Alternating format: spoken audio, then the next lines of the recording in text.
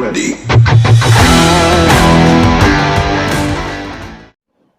Hello guys, welcome back to Harshascom channel. Last வீடியோவில் நம்ம characteristics of management பற்றி பார்த்துருந்தோம். இந்த வீடியோவில் அப்ஜெக்டிவ்ஸ் ஆஃப் மேனேஜ்மெண்ட்ல இருந்து பார்க்குறோம். ஓகே, அப்ஜெக்டிவ்ஸ் அப்படின்னா என்ன அப்படின்னு பார்த்தீங்கன்னா, objectives are the ends towards which the activities of organisation are perform. ஃபாஸ்ட்டாக சொன்னால் உங்களுக்கு புரியாது. ஸோ டெஃபினேஷன் நான் சொல்லட்டுமா? என்னன்னு பார்த்தீங்கன்னா, ஒரு ஆர்கனைசேஷனில் ஆக்டிவிட்டீஸ் நிறைய நடக்கும், நிறைய ஆக்டிவிட்டீஸ் நடக்கும் இல்லையா? இந்த ஆக்டிவிட்டீஸ்லாம் சம்திங் அச்சீவ் பண்ணுறதுக்கு தான் நடக்கும். எதையாவது ஒன்று அச்சீவ் பண்ணுறதுக்கு தான் நடக்குது இந்த ஆர்கனைசேஷனில் இருக்கிற ஆக்டிவிட்டீஸ்லாம். அந்த சம்திங் தான் என்ன அப்படி பார்த்தீங்கன்னா அப்ஜெக்டிவ்ஸ். ஓகே, அப்ஜெக்டிவ்ஸ் அப்படிங்கிறது கோல்ஸ் அப்படின்னு சொல்லலாம். ஓகே, ஒரு ஆர்கனைசேஷனுக்கு 3 கேட்டகரிஸில் அப்ஜெக்டிவ்ஸ் இருக்கும். ஓகே, 3 கேட்டகரிஸில் அப்ஜெக்டிவ்ஸ் இருக்கும். ஃபர்ஸ்ட் கேட்டகரி பார்த்தீங்கன்னா ஆர்கனைசேஷனல் அப்ஜெக்டிவ்ஸ், அது ரெண்டாவது பார்த்தீங்கன்னா சோஷியல் அப்ஜெக்டிவ்ஸ், அண்ட் தேர்ட் பார்த்தீங்கன்னா personal objectives. Okay, organisational objectives அப்படிங்கிறது தான் மெயினான அப்ஜெக்டிவ்ஸ். ஓகே, ஆர்கனைசேஷனல் அப்ஜெக்டிவ்ஸ் தான் மெயினான அப்ஜெக்டிவ்ஸ். ஏன்னா மற்ற எந்த அப்ஜெக்டிவ்ஸும் அச்சீவ் பண்ணி இந்த ஆர்கனைசேஷனல் அப்ஜெக்டிவ்ஸை அச்சீவ் பண்ணாமல் விட்டால் நம்மளுக்கு எந்த ஒரு ப்ராஃபிட்டும் கிடையாது, நம்ம எதுவும் பண்ண முடியாது. ஓகே, நம்ம வந்துட்டு நம்மளோட ஆர்கனைசேஷன் நெக்ஸ்ட் இயரில் கூட வராது. ஓகே, அந்தளவுக்கு நம்ம ஆர்கனைசேஷன் ரொம்பவே கேவலமாக போயிடும். ஓகே, அதுக்கு தான் ஆர்கனைசேஷனல் அப்ஜெக்டிவ்ஸ் தான் மெயினான அப்ஜெக்டிவ்ஸ். இந்த ஆர்கனைசேஷனல் அப்ஜெக்டிவ்ஸில் 3 எய்ம்ஸ் இருக்குது. ஒன்று சர்வைவல், அண்ட் செகண்ட் பார்த்தீங்கன்னா ப்ராஃபிட், அண்ட் தேர்ட் க்ரோத்.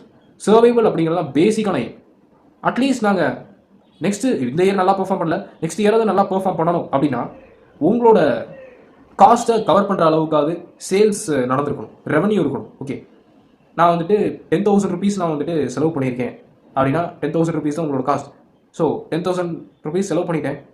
இந்த 10,000 rupees அப்படியே செலவாகவே இருந்துச்சு அப்படின்னா அது ரொம்ப லாஸ் தானே.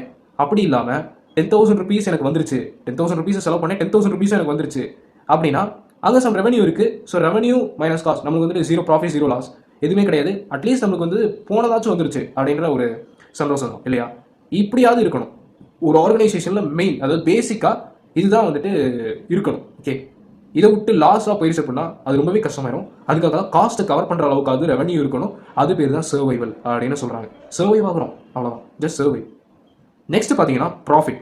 ப்ராஃபிட் அப்படிங்கிறது ரெவன்யூ வந்துட்டு காஸ்ட்டோட அதிகமாக இருக்கும். ஓகே, ஸோ ப்ராஃபிட் அப்படிங்கும் போது நம்மளுக்கு வந்துட்டு இருக்கிற எல்லா ஐக்கமும் எக்ஸ்பெண்டிச்சரோட அதிகமாக இருக்கும் போது தான் நம்மளுக்கு ப்ராஃபிட் இல்லையா? அப்படி இருந்தால் தான் அது பேர் ப்ராஃபிட். ஸோ இது வந்துட்டு சர்வைவலோட நெக்ஸ்ட் லெவல் தான் அப்படின்னு சொல்லலாம். இது வந்துட்டு ப்ராஃபிட். அண்ட் தேர்டு பார்த்தீங்கன்னா க்ரோத்.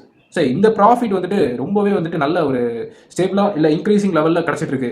இப்போ இந்த வருஷம் ஒரு 5,000 rupees, நெக்ஸ்ட் இயர் ஒரு 10,000 rupees எப்படின்னு கிடச்சிக்கிட்டே இருக்குது அப்படின்னா இதுதான் க்ரோத். இதை வச்சு நம்ம இன்னும் பல ஆர்கனைசேஷன் நிறைய பிரான்ச்சஸை வந்துட்டு நம்ம வந்துட்டு திறக்கலாம், இல்லை நிறைய வந்துட்டு ப்ரொடியூஸ் பண்ணலாம், ரா மெட்டீரியல்ஸ் நிறைய வாங்கலாம். இந்த மாதிரினா வந்துட்டு க்ரோத். ஓகே, நம்ம பிஸ்னஸ் நம்ம வந்துட்டு எக்ஸ்பேண்ட் பண்ணுறோம், லாங் ரன்ல நம்ம வந்துட்டு எக்ஸ்பேண்ட் பண்ணுறோம் அப்படின்னா இதுதான் வந்துட்டு க்ரோத். ஓகே, அது எதை வச்சு அப்படின்னா இந்த ப்ராஃபிட்டை வச்சு தான் நம்ம வந்துட்டு செய்வோம்.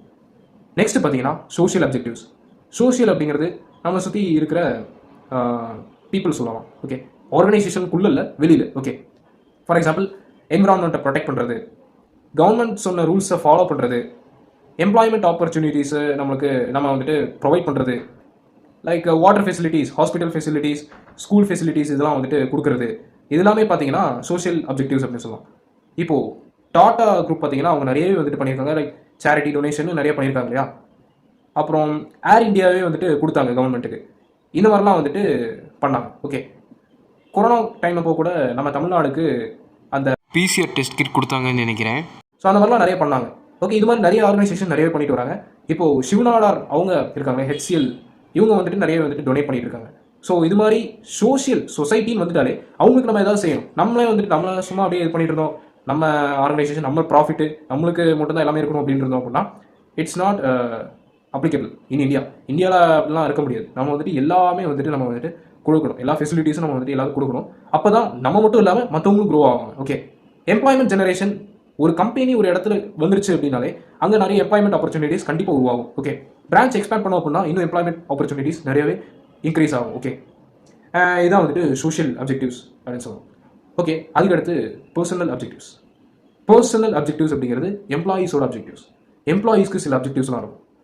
எம்ப்ளாயீஸ் அப்படின்னு பார்த்துக்கிட்டோம் அப்படின்னா அவங்களுமே பாவம் தான், அவங்களுக்கு வந்துட்டு இந்த ஜாப் செக்யூர்டாக இருக்கணும் ஃபர்ஸ்ட், அது அவங்களோட அப்ஜெக்டிவ்ஸாக இருக்கும். இவங்க இந்த வேலைக்கு வந்திருக்காங்க அப்படின்னாலே செக்யூர்டாக இருக்கணும். அடுத்து ரெண்டாவது அவங்களுக்கு நிறைய இன்கம் வரணும், ஃபிக்ஸடாக வந்துட்டு வரணும், அண்ட் சில நேரங்களில் போனஸ் வரணும் அப்படின்னு அவங்க நினைப்பாங்க இல்லையா? இந்த மாதிரி போனஸ்லாம் வந்துச்சு அப்படின்னா லீவ் ஹாலிடேஸ் டைம் அப்போ அவங்க வந்துட்டு என்ஜாய் பண்ணலாம் அப்படின்லாம் நினைப்பாங்க இல்லையா. ஸோ அந்த மாதிரி இன்க்ரிமெண்ட் வந்துச்சு அப்படின்னா அதில் ஏதோ ஒன்று வாங்கலாம் அப்படின்னு நினைப்பாங்க.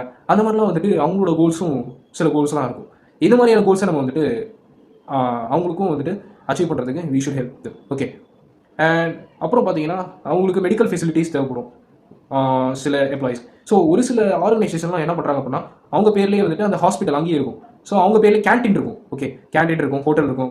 இந்த மாதிரிலாம் வந்துட்டு அந்த எம்ப்ளாயிஸ் போனாங்க அப்படின்னா அவங்களுக்கு அது ஃப்ரீ அப்படிங்கிற மாதிரி இருக்கும். ஓகே, இதுதான் பார்த்தீங்கன்னா பர்சனல் அப்ஜெக்டிவ்ஸ். ஓகே, இதுதான் பார்த்தீங்கன்னா பர்சனல் அப்ஜெக்டிவ்ஸ். இந்த பர்சனல் அப்ஜெக்டிவ்ஸை அச்சீவ் பண்ணுறது மூலிமா என்ன நடக்கும் அப்படின்னா நம்ம கம்பெனிக்கு எம்ப்ளாயிஸ் நிறைய பேர் வருவாங்க. ஓகே, நிறைய எம்ப்ளாயிஸ் வருவாங்க.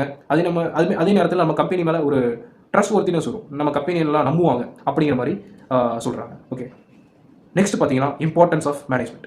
மேனேஜ்மெண்ட் ஏன் இம்பார்ட்டன்ட் அப்படின்னு பார்த்தீங்கன்னா, ஃபர்ஸ்ட் மேனேஜ்மெண்ட் அப்படிங்கிறது குரூப் கோல்ஸை அச்சீவ் பண்ணுறதுக்கு it is helpful. Okay, management helps in achieving group goals. ஒரு ஆர்கனைசேஷனுக்கும் ஒரு காமனாக கோல்ஸ் இருக்கும். அந்த ஆர்கனைசேஷன் கோல்ஸை அச்சீவ் பண்ணுறதுக்கு ஒரு வழிகாட்டியாக இருக்கிறது அந்த மேனேஜ்மெண்ட். ஓகே, எல்லாருமே அந்த ஆர்கனைசேஷன் கோல்ஸை அச்சீவ் பண்ணுறதுக்கு தான் போராடுவாங்க. அதுக்கு it directs the path. Okay, management directs the path. Okay, அதுக்கு தான் மேனேஜ்மெண்ட் இம்பார்ட்டன்ட். அண்ட் ரெண்டாவது இம்பார்ட்டன்ஸ் என்னன்னு பார்த்தீங்கன்னா மேனேஜ்மெண்ட் இன்க்ரீசஸ் எஃபிஷியன்சி. ஏன்னா மேனேஜ்மெண்ட்டோட டெஃபினிஷன்லேயே வந்துருது இல்லையா, எஃபெக்டிவ்லி அண்ட் எஃபிஷியன்ட்லின்னு வந்துருது. So management increases efficiency. எஃபெக்டிவாக ஒரு எம்ப்ளாயி முடிச்சுக்குவான், ஒரு கொடுத்த டைம்குள்ளே ஒரு ஒர்க்கை முடிச்சுவான்னு வச்சுக்கோங்களேன். ஆனால் எஃபிஷியண்டாக முடிக்கணும் அப்படின்னா அங்கே மேனேஜ்மெண்ட் தேவை. ஒரு மேனேஜருக்கு தான் தெரியும் எவ்வளோ காஸ்ட், எவ்வளோ ரெவன்யூ, எவ்வளோ வந்துட்டு செலவாகும் அப்படிங்கிறது அவன் தான் வந்துட்டு எல்லாமே கால்குலேட் பண்ணியிருப்பான். ஓகே, அவனுக்கு தான் அதுக்கான ஆக்சஸ் எல்லாமே இருக்கும், அந்த கால்குலேஷன்ஸ்க்கான ஆக்சஸ் எல்லாமே இருக்கும், அவனுக்கு அதெல்லாம் தெரியும்.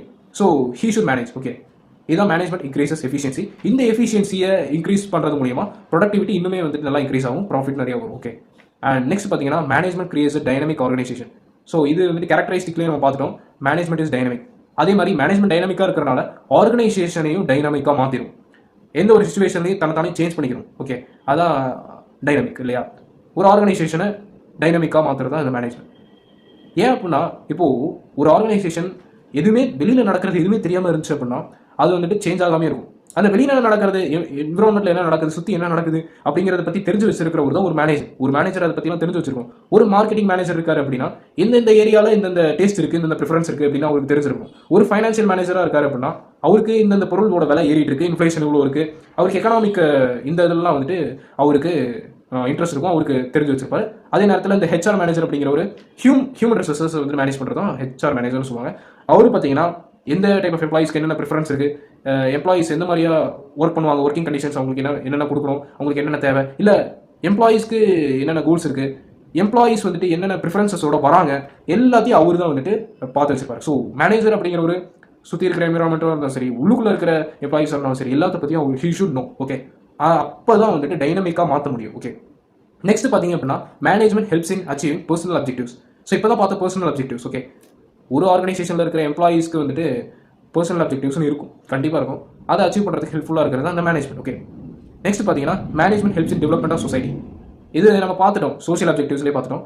இது என்னென்னு பார்த்தீங்கன்னா சொசைட்டி டெவலப் ஆகணும் அப்படின்னா முதல்ல எஜுகேஷன் தேவை, நல்ல ஹெல்த் ஃபெசிலிட்டிஸ் தேவை, வாட்டர், ஃபுட் ஃபெசிலிட்டிஸ் இதெல்லாமே தேவை. ஓகே, எஜுகேஷன் ஃபெசிலிட்டிஸ் கொடுக்கலாம், ஹெல்த் ஃபெசிலிட்டிஸ் கொடுக்கலாம், இல்லை அனாத குழந்தைகளுக்கு டொனேட் பண்ணலாம். இந்த மாதிரிலாம் பண்ணுறது தான் பார்த்தீங்கன்னா டெவலப்மெண்ட் ஆஃப் சொசைட்டி அப்படின்னு சொல்கிறாங்க. ஸோ வாட்டர் ஃபெசிலிட்டிஸ் கொடுக்கலாம், இந்த மாதிரிலாம் வந்துட்டு பண்ணலாம். இதுதான் வந்துட்டு helps in development of society அப்படின்னு சொல்கிறாங்க. ஒரு ஆர்கனைசேஷன் அப்படிங்கிறது மேனேஜ்மெண்ட் இல்லாமல் இருக்க முடியாது. அதுக்கு இந்த 5 important points, 5 importance of management, இதுதான் வந்துட்டு ப்ரூஃப். ஓகே, இதுதான் வந்துட்டு ப்ரூஃப். ஓகே, இந்த வீடியோவில் இதோட ஸ்டாப் பண்ணிப்போம். நெக்ஸ்ட் வீடியோஸில் நெக்ஸ்ட் வரக்கூடிய டாபிக்ஸை நான் அப்லோட் பண்ணுறேன். Thank you guys, by.